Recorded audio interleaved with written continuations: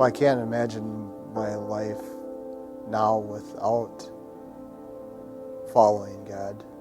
It was so different before. It was really miserable. And through growing in my faith by coming to peace and surrounding myself with like-minded people that wanted to grow in their faith, through, well, I guess it all started through divorce care and going through that and getting into life groups and men's retreats with kayaking and Bible studies, and for me to have a group of guys that were like-minded that I could trust has helped grow my faith. Growing up younger years, I was introduced to the Christian life, but it was more, I feel like, out of just a religious obligation. It wasn't really active in my home life where we were really following.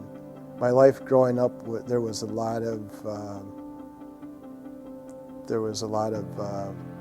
guess, mental abuse and physical abuse, alcoholism. It wasn't very life-giving, and there was a lot of hurt there. All them pieces putting together, I started searching for the truth. It started with a radio station. One day I was driving for work and looking how to try to save my marriage, and I heard a sermon.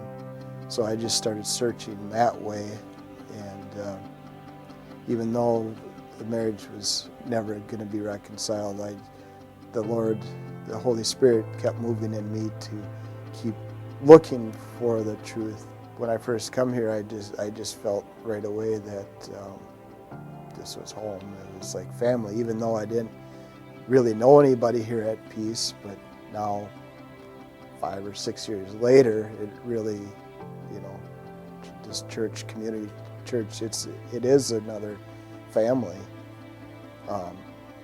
And I was just thinking the other day, what's been neat for me, coming in, is I've seen the whole staff, the pastors and everybody grow. In the last 5 years, it's different. Life groups have been a wonderful thing for me. I share with people a lot. I used to deal with anxiety and depression quite a bit, and the last retreat we went to, when the pastors and the staff were so vulnerable, and we got to the end and they asked, they give us a piece of paper and they asked, what do you want to give to God today? What do you want to give up to Him? And I had no idea. But then I had a sense that said, give up fear and give up unhealthy fear. And I wrote that on this piece of paper, and I crumpled up and I threw it in the fire, and we had communion and prayed about it, and I haven't had unhealthy fear since that day.